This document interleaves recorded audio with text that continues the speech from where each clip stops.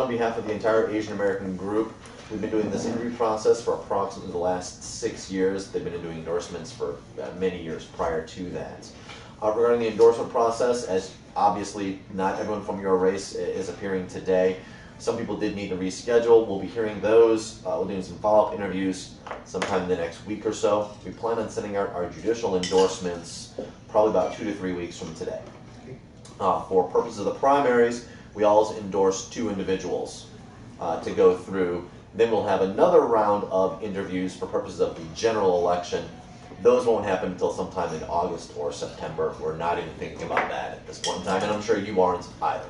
In an 8-horse race, primary is terrifying for everyone involved. Yes. So, that having been said, when we do endorse somebody, what we generally do is not only do we send out emails to the various individuals on our email lists between Mike and Kate and other individuals in our group. We probably have upwards of 10,000 email addresses. We spam out to everybody for the following races we've endorsed the following individuals. We also have some ad space donated to us in various periodicals, Asian newspapers, things of that nature, and we place essentially like placards, voting cards in there to say we are endorsing the following individuals in the following races. We do the same thing for the primary as well as the general. We've also discussed holding an event actually in this restaurant for purposes of the early voting to bring the individuals who we've endorsed. We as AAG pick up the tab, free food, which tends to bring voters out, go figure. And then as you know, there is a voting station literally 112 feet, 102 feet away from the front door. That county committee came there. Oh, He came and measured yeah. because They couldn't be we had signs and all Right, that. right. So you gotta put signs. Funny. So, but that's what we do when we endorse somebody. Our success rate on endorsements has been somewhere between 85 to 90% over the last few years. We're very proud of that accomplishment. And that's due and owing to the fact that, quite honestly, candidates like yourselves are willing to take time out of your campaign to come down and meet with us. So we do appreciate that. Since we are very chivalrous here at the AAG, we will be starting the questions with Jane this time. And perhaps if you could tell us in about a minute to a minute and a half why you decided to run for this particular race at this particular time in your career. All right, so again, I'm Jane Femiano. I am a hearing master in family court. So as we were just saying, I am appointed by the judges. I was hired by the judges 5 years ago as a juvenile hearing master specifically. So the types of cases I hear involve children in foster care. And I want to be more specific. As a judicial officer, I am in the courtroom every day on the bench, having attorneys in front of me, unrepresented parents in front of me, sometimes always caseworkers, doctors, therapists, all types of people appear in my courtroom to give evidence, to give oral testimony, just to talk about what the issues are involving their child in foster care. I rule from the bench, or I take things under advisement. I make decisions about evidence when there's a trial. I hear motions and all those kinds of things. So I am making decisions every day on the bench. And so I've got very good practice to becoming an elected judge now. And why this department specifically? Because, as you said, it's an open race. And it's kind of an unspoken rule that hearing masters don't run against judges because they are all our bosses. And then more specifically for me in this race, recently they paired each hearing master up with a specific judge, more specifically. I've said that 3 times, sorry. But my judge is Judge Cindy Giuliani. So for a long time, Judge Giuliani's husband was planning to run in this open race, and his name was mentioned. His name is Roger Giuliani. He was planning to run for all of last year was the discussion.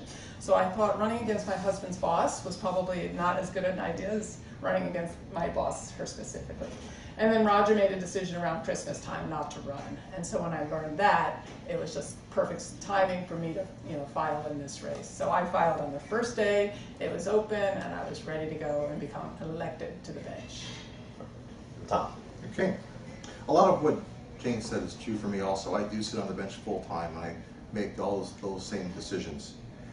But specifically why I chose this time to file, the fact that Department B is an open seat is given. But what's different about Department B is that it's not a new seat. It's not a department where we're going to start siphoning cases in so that the person who's elected can become familiar with how the process works. Department B is a full-blown working department with approximately 450 current open cases. And I decided to run because I believe that I have the experience to walk into Department B and sit down and start doing the job on day one, which is January 5th of 2015. I've had the same more than 5 years experience full-time on the bench that Jane has. I've had 9 years before that part-time that I was appointed by the judges. Also, I've been an alternate municipal court judge. I was appointed by Mayor Oscar Goodman for 4 years to do that also. Been practicing law here in Las Vegas for more than 30 years, and for 24 of those 30 years, the majority of my cases have been in family court. Okay. Tom, it's a rather unique situation because you're both quasi-judicial. And we are coworkers. And Our your offices coworker. are 5 feet apart. Our Yeah, offices are, it's actually less than 5 feet, about 2 feet actually. We're next door neighbors. And the tension's palpable between you two. You clearly don't like each other at all. Never see each other out in public either, I'm sure. No. But it does give you, some unique perspectives based on what you have seen as hearing masters and as private practitioners as well. And we'll start with Tom and go back to Jane. Tom, what do you see as the greatest source of inefficiency in the family court annex? And how, if elected, do you plan on combating or overcoming that? The largest inefficiency that I see in the process is the fact that about 60% of our litigants are unrepresented by attorneys. It makes the process take a lot longer because they don't have the benefit of counsel. And we need to expand the legal programs that we have here available to our residents to have attorneys appointed for them when they come into family court, because they seriously are at a disadvantage. They really are. And mine isn't too different from that. It's more, for me, it's the timeliness. Making decisions from the bench on it, and for our families, and more specifically for our kids, in a quick fashion, in a reasonable, quick fashion. And so it gets back to the unrepresented parents and helping them through the system without giving them advice from the legal advice from the bench, but facilitating final decisions on behalf of our kids. And ultimately, where it goes is, I mean, it can take some time to have final, if we're unsuccessful to reunify you with your kids because of substance abuse issues or mental health issues that we're working with you on, if it ultimately, 6 months or a year down the road, it doesn't change, then we start talking about your termination of your parental rights. So that can be kind of a cumbersome and timely process. And then if your parental rights should be terminated by us as in default, because we do handle defaults in termination of parental rights, or in trial in front of Judge Giuliani or one of the other judges, it goes on appeal to the Supreme Court, and that can take up to a year, year and a half to get a final decision. And in the meantime, this child is waiting for an adopted home or the other way. So timeliness, and whether that means more judges, more attorneys for the parents, back to what Tom is saying, but just the overall making timely decisions for the kids in a much quicker fashion. And I just wanted to add something. Earlier I said I didn't think I had any active cases in front of you. Jane, when you had said that, I realized I do have an active case in front of you theoretically. We're waiting on a status check. However, the individual's parental rights were previously terminated. So we're waiting on the adoption. Yeah, we're waiting for the paperwork to go through. So technically it is an active case, but it's nothing substantive is going on in and that I can case. reveal it when you appear in front of me. We can just put it on the record. And I have no clump. I don't even. Yeah, I have no problem with that. So I just want to make that because that just sparked something. It's fun keeping track of all these cases you have. Absolutely. I'm sure you enjoy it as well. There's a lot of prep involved every night. Yes. A lot of prep. And a lot of times the public doesn't get to see how much prep goes into being a judge or a hearing master. We'll use the terms interchangeably. And in the courtroom, you guys call us judge or your honor. So outside the courtroom, we call you completely different things. But in the courtroom, yes, judge. And to camp onto that just a little bit, no one sees the fact that Jane and I sit and read volumes and volumes of reports daily for our cases for the next day, and nobody gets to see that behind the scenes type of thing that we do, because we are just insistent on going to court to be court. I know that for both of us. I know. So. Well, really, the only window that the public has into the judges and their relative ranking amongst one another is the every other year RJ judicial performance rankings. Again, we have no incumbent in this race. However, Judge O'Malley routinely had 90% or somewhere that sometimes even higher than that. She was always one of the highest, if not the highest ranked judges in family court and on the district bench. And we'll start with Jane and go to Tom on afterward. Jane, what ideas do you have to try and make that process a little more perhaps accurate or transparent so that the public has a better idea as to not only the numbers behind the statistics behind the numbers, but also the relative merits of the judges amongst one another? That leads me into the whole campaigning as judges. It's tough, the fact that we elect our judges and the fact that we're out, campaigning and talking about money and raising money and all of that as judicial officers.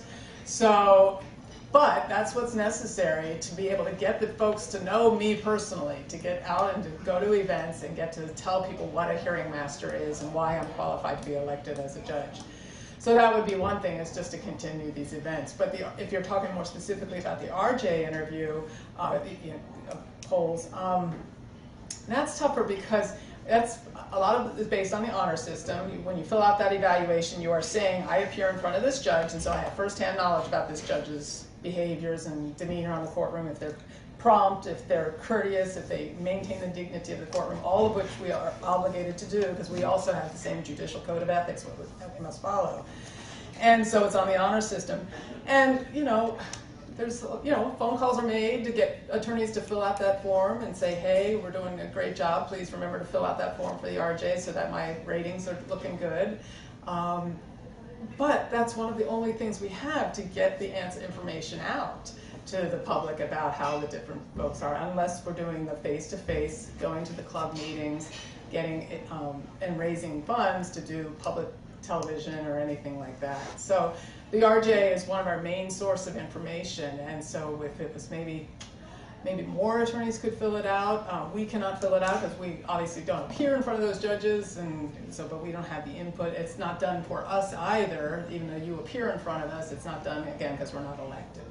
So maybe some of those ideas could make it a little more comprehensive. Okay. Tom.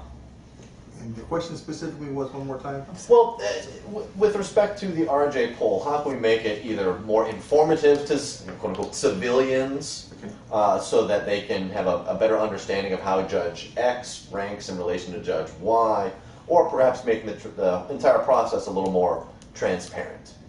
One of the things that has been a perennial plague for all of us is that the community doesn't get to know who we are. They see us sitting on the bench, they see us wearing the black robe, and they call us judge. And that applies to everyone who sits on the bench. But they don't get to know who we are. Because each of us has family, each of us has friends, activities that we're involved with. They don't get to know us as people. And we are people in our community. We're fellow people in this community.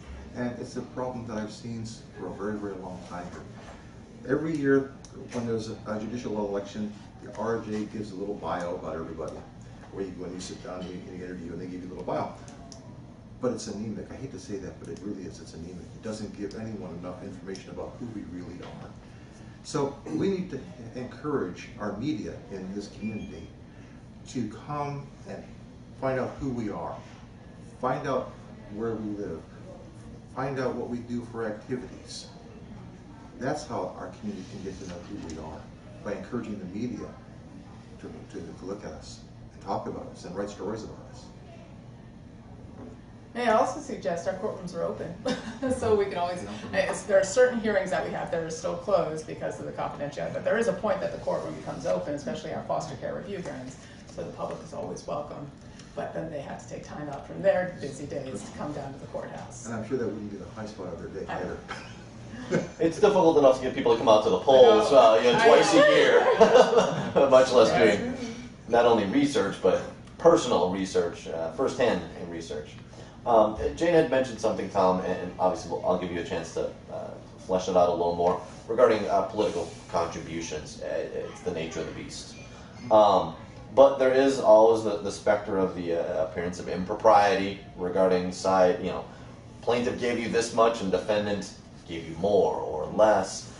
If elected, how do you plan on since you're not in that, you don't have those issues right now as an appointed individual, neither Right. one of you do. Right. How do you plan on avoiding the appearance of impropriety when there may be people appearing in front of you who donated, whose attorneys, I should say, or as individuals donated more than the opposition?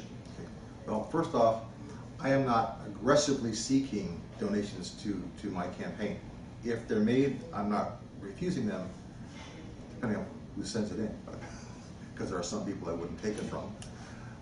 But for the most part, I am not aggressively seeking donations. I'm not going to refuse them, but I'm not aggressively seeking them. Now, I know that this has been an issue. Last year, there was a very major case that went up to our Supreme Court on this very issue, actually, which I'm quite familiar with. And I'm not sure that there's anything under our current system that will take away that appearance of impropriety when we have attorneys donating to our campaigns who then appear in front of us. I don't care if they're giving us $100. If they're appearing in front of us, that specter of the appearance of impropriety rises up. There's no way to avoid it. It's just there. So for me personally, what I have to rely on is the fact that people that know me know that I have a high degree of integrity, know that no amount of a contribution will ever sway me, and I'm very, very adamant about that I will not be dissuaded by money in any way, shape, manner, or form. So that's all I have that I can go on right now because of the current system that's in place. Okay. The disclosure we were talking about, earlier is the same type of disclosure you could make with the finances. But again, I am not, like Tom, not aggressively seeking any money because I've been a public service attorney this whole 25 years that I've been practicing law. So my former bosses, Barbara Buckley, Phil Cohn, are still in public service and cannot do things like that. And my coworkers, my former colleagues, are not kind of involved in those guys. And I wouldn't know too many of the private bar to be soliciting money from them. And so that's not happening that much. But it's the disclosures, like we were just talking about with you, John, in terms of if you appear in front of me and disclose the information to all the parties, let them know, and then I could address whether I do feel any bias or towards you. The other way is all these forms that are filed with the campaign in May and then stuff later on if we get out of the primary that lists all of our contributions, the C&E reports that get filed. That's all public record and can be checked out too.